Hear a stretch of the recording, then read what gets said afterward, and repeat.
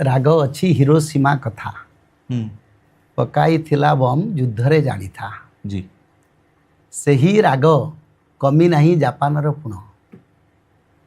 ये लिखा है। इसका अर्थ ये जापान का क्रोध अभी भी प्रशमित नहीं हुआ और अमेरिका ने परमाणु गिराया था जी और उसी का रिवेंज जापान लेगा। अच्छा, और अमेरिका के वाशिंगटन पर परमाणु गिरेगा। मतलब अब की बार आप बहुत बड़ी बात कह रहे हैं क्योंकि अब की बार जो वर्ल्ड वॉर होगा, आप ये कह रहे हैं कि जापान की तरफ से बम गिराया जाएगा, परमाणु बम गिराया जाएगा, वो भी अमेरिका के ऊपर, वॉशिंगटन पर। हाँ, ये लिखा है। अच्छा, और क्या होगा ना, जापान भारत की समर्थन में रहेगा और जापान अनुरोध करेगा जर्मन को नाटो छोड़ के हमारे साथ रहो, अधर्म का लड़ाई हो रहा है। और जर्मन भारत का साथ देगा, जापान का साथ देगा और अफ्रीका देश को ध्वंस करेगा। ये लिखा है। अच्छा, आपने अधर्म शब्द का जिक्र किया। ये बड़ा ही डिस्प्यूटेड वर्ड इसलिए भी है क्योंकि लोग कहते हैं धर्म और अधर्म ये हर इंसान अपने हिसाब से तय करता है। ये कौन तय चाइना, मान लीजिए एक गुट है जिसमें चाइना है, रशिया है या बाकी के देश हैं, वो कहेंगे जी हम धर्म के रास्ते पर हैं। दूसरी तरफ अमेरिका या बाकी के देश होंगे, वो कहेंगे हम भी धर्म के रास्ते पर हैं। ये तय कैसे होगा कि कौन धर्म के रास्ते पर, कौन अधर्म के रास्ते? देखिए, कोई बोलने से धर्म अधर्म का डेफिनेशन हम बोल नहीं पाएंगे जी। ये तो मनुष्य का मनमानी करने की अधिकार है। चाहे चाइना वाला बोले, चाहे अमेरिका वाला बोले, कोई धर्म को बोले जी, सभी धर्म का समन्वय अगर हम करेंगे, सभी धर्म में मानवता को सम्मान दिया गया जी, और सभी धर्म में जीव हत्या को विरोध किया गया। बिल्कुल। पर हम जीव हत्या क्यों करेंगे? मानवता विरुद्ध में काम करेंगे, बोलेंगे हम धर्म में। तो इसीलिए एक सुपर कोर्ट है जो भगवान का जी, वो कोर्ट विचार करेगा। ये बोलने से क्या?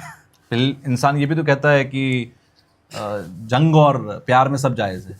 क्या? जंग और प्यार में सब जायज़ है। तो वो कहते हैं कि अगर किसी की, मान ली किसी मासूम की हत्या हो जा रही है जंग के बीच में, तो वो कह देते हैं कि भाई कोलेटरल नहीं, जंग में वो युद्ध होना, उसमें मृत्यु होना, वीर गति प्राप्त कहते हैं, उसमें मैं नहीं कहता। लेकिन एक मासूम आदमी मर जाता है, मान लीजिए कहीं पर बम फटा, एक आदमी जिसका कोई लेना देना नहीं था वो मर गया, तो क्या यह धर्म पर आएगा? ये धर्म पर कैसे आएगा?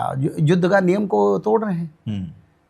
युद्ध का नियम है शासन के साथ लड़ाई, सैनिकों के साथ लड़ाई, प्रजाओं के साथ लड़ाई नहीं है जी। इसीलिए महाभारत युद्ध को तो एक जगह पर बुला गया, कुरुक्षेत्र पर सभी विश्व में जितने जी असुर सूर सब थे, सबको बुला गया, एक जगह पर वार हुआ और उसमें कोई प्रजा का खेती नहीं हुआ। बिल्कुल। और जिसका कैपेसिटी वो विन किया, पांडवन का शक्ति था उन्होंने विन किया। तो ऐसा नहीं तो अभी चलता है, पर धर्म अधर्म का संज्ञा अगर आता है जी, इसका प्रमाण आप अभी देख रहे हैं। मैं फिर एक भविष्यवाणी करता हूँ जी, मैं नहीं करता हूँ जी, क्योंकि लोग भविष्य मालिका को लेकर बोलते हैं हमारी भविष्यवाणी, पर भविष्य मालिका भगवान जगन्नाथ की देन है। भविष्य मालिका नित्य पंचसखाओं की रचना है जी। और भविष्य मालिका आदि युग से सत्य त्रेता द्वापर कली से रचना हुआ था। जिस शास्त्र को हमने 40 साल अनुध्यान किया और कई हजार ग्रंथों से मैंने 100 लाइन लिखा ताकि मानव काल के लिए जो जरूरी है, ये मेरा वाणी नहीं। भविष्य मालिका पुराण में लिखा है पाकिस्तान और चाइना में ऐसे भूकंप होगा, ऐसे सूखा पड़ेगा, खाने की नहीं मिलेगी। और ये कब होना है?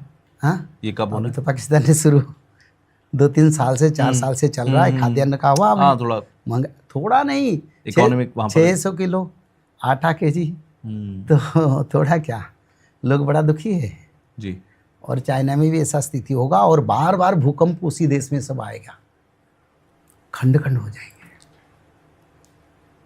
ये भी होगा। अच्छा, विश्व युद्ध की तस्वीर क्या होगी? कौन कौन से देश किस तरफ होंगे? देखिए, विश्व युद्ध का तस्वीर मैं अभी से यही कहना चाहता हूँ, अभी भी समय है विश्व की, चाहे अमेरिका हो, इंग्लैंड हो, जितना तुम्हारा पास शक्ति है, ठीक है, पर तुम्हारा शक्ति दैवी शक्ति के आग में सामने में कुछ नहीं है।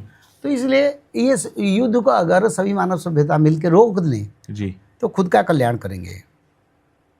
अगर नहीं रोकेंगे तब अंजाम भी बताता हूँ, क्योंकि ये जो भविष्य मालिका जाता है उसको अंग्रेजी अनुवाद करके भी सारे विश्व में उसको देखते हैं जी, क्योंकि ये वेरी इम्पोर्टेंट सब्जेक्ट हैं और लोग भी इसके लिए बड़ा एंशियस है। ठीक है। तो भविष्य शास्त्र भविष्यवाणी का पुराण के अनुसार विश्व युद्ध तो होगा 100%, इसमें कोई परिवर्तन नहीं है।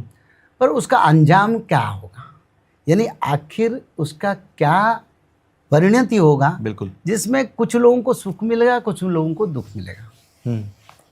पहले तो मैं ये कहता हूँ, ये जो तृतीय विश्व युद्ध का जो अंतिम पर्याय का युद्ध होगा, उसका बाद उसका जो रिजल्ट आएगा, वो रिजल्ट में सारा विश्व की जितने बड़े छोटे देश इसमें भाग ले रहे हैं या लेंगे जी, सभी लोगों का समान क्षति होगा,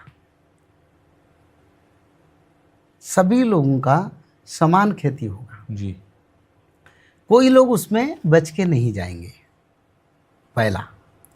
दूसरा क्या होगा ना, दूसरा यही होगा, मनुष्य ने जो स्ट्रक्चर, जो साइंस, जो टेक्नोलॉजी